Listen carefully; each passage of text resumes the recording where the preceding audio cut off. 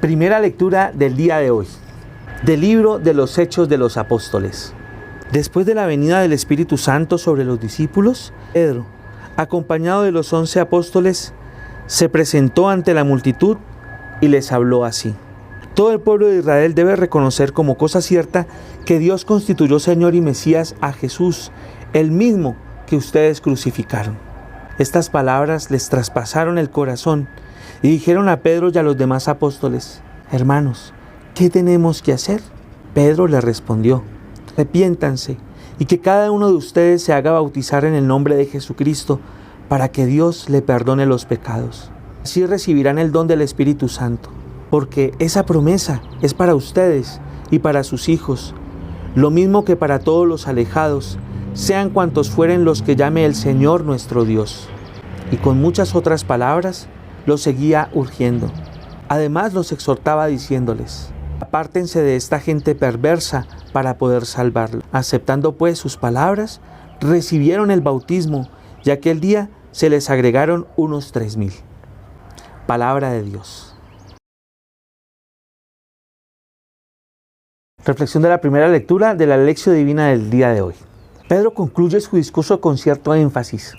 Todos los israelitas deben tener la certeza de que Jesús es Señor y Mesías. La fe cristiana se fundamenta en el testimonio apostólico sobre la resurrección que eleva a Jesús a la condición gloriosa de Señor y de Mesías.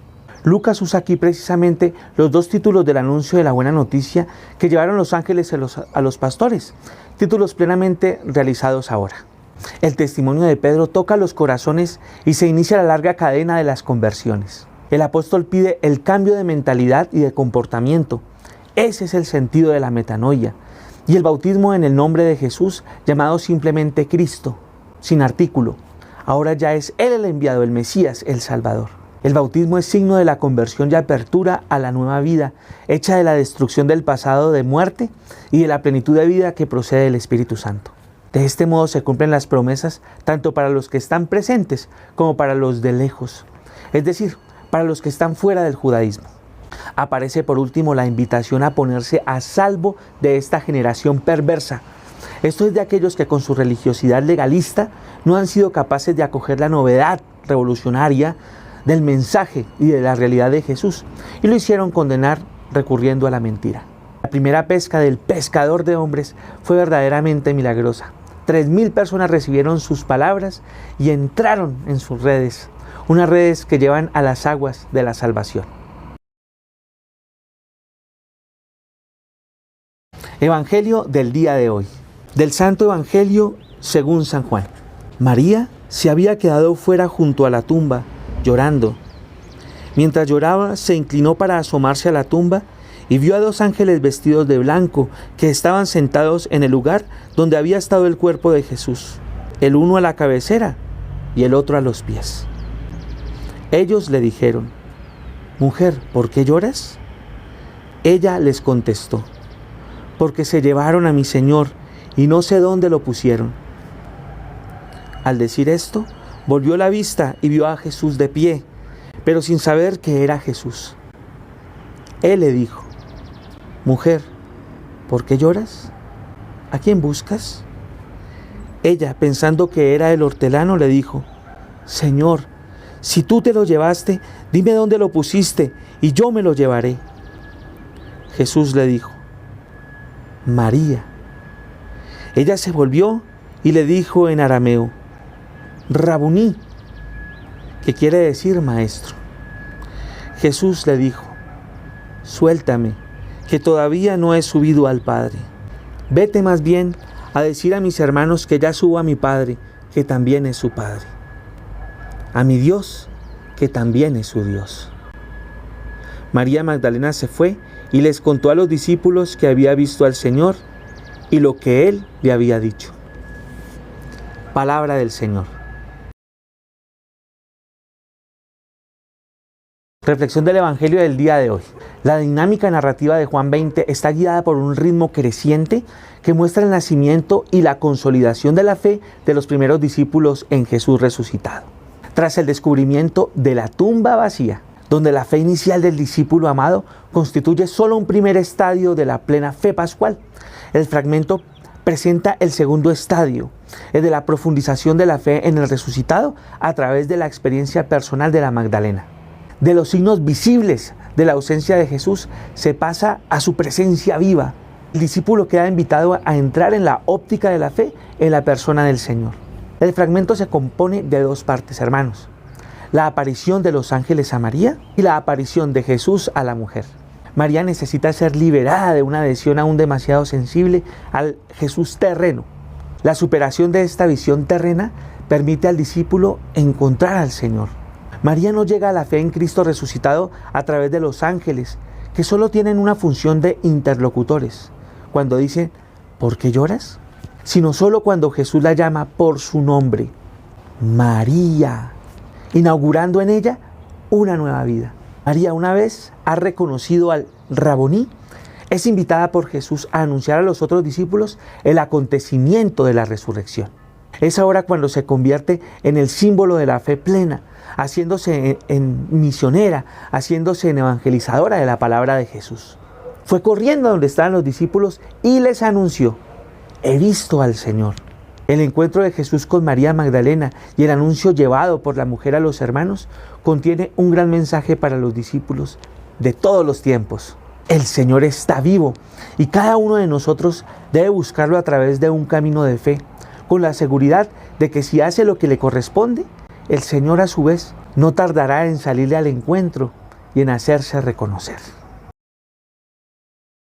Meditación de hoy según las lecturas del día. Hermanos, la conversión de una gran muchedumbre es en verdad una sorprendente y milagrosa situación. A decir verdad, el discurso de Pedro no tiene nada de extraordinario, o al menos no parece irresistible. Pero estamos en Pentecostés y el Espíritu no obra solo en Pedro, sino también en los oyentes, cuyos corazones se sienten traspasados hasta el fondo de una manera irresistible. Se impone una conclusión clara: quien convierte es el Espíritu, que da fuerza a la palabra y la convierte en una espada de doble filo, capaz de penetrar incluso en los corazones más endurecidos. Todo el libro de los Hechos de los Apóstoles, en especial los primeros capítulos, constituye la demostración de esta verdad elemental. El protagonista de la evangelización es el Espíritu Santo, que toca los corazones cuando y como quiere, según sus designios misteriosos. En estos años se ha reflexionado mucho sobre el papel del Espíritu Santo en la evangelización, lo cual ha representado un progreso. Pero queda un enorme camino para considerarlo en su papel absolutamente prioritario en el orden de lo cotidiano, hermanos. Para llegar lejos por este camino hace falta más oración y más paz, menos carreras, menos afanes. Toda palabra, también la palabra, traspasa el corazón cuando es el Espíritu quien la lleva con su fuerza irresistible, con su poder, tal vez a veces arrollador y a veces paciente, pero eso sí siempre misterioso y siempre más allá de nuestra comprensión, siempre digno de adoración. Oración del día de hoy según las lecturas del día. Oh Espíritu Santo, que poco te invoco y que poco me confío a ti y a tu acción misteriosa. Por momentos lo arrollas todo, en otras ocasiones pareces ausente, pero eres necesario para la evangelización, porque sin ti las palabras suenan vacías. Mis esfuerzos son inútiles, estériles, mis compromisos quedan vacíos. ¿Cómo puedo llevar la salvación si tú estás ausente? Hazme comprender interiormente tu absoluta necesidad y la necesidad que tengo de ti en mi acción de testigo y de evangelizador. Hazme comprender que siempre estás presente, incluso cuando el Evangelio tiene dificultades para ser acogido, dándome paz y no quitándome el valor de sembrar sin tregua. Hazme ver claro que a mí me pides la siembra y te reservas para ti los frutos. Dame sobre todo la seguridad de que siempre estás conmigo en cada momento de mi trabajo apostólico, porque así estaré seguro de que nunca seré inútil, ninguna siembra, aun cuando la mayoría de las veces serán otros los que recojan. Y la seguridad de que en el cielo verán mis ojos ciertamente esos frutos tan esperados de mi trabajo y del tuyo. Contemplación de hoy según las lecturas del día. Debemos considerar la resurrección de Cristo, hermanos, que es modelo de nuestra resurrección, o sea, de nuestra suerte. Cristo, cabeza y modelo de nuestra resurrección, Ha resucitado con este objeto para asegurarnos a nosotros, sus miembros, nuestra propia resurrección. De otro modo sería una cosa monstruosa resucitar la cabeza sin los miembros, imagínense. Por esta razón argumentaba también y con tanta eficacia el apóstol contra aquellos que negaban la resurrección, diciendo: si los muertos no resucitan, tampoco Cristo ha resucitado. Acción del día de hoy, según las lecturas del día. Repite con frecuencia y vive hoy la palabra. Estas palabras les llegaron hasta el fondo del corazón.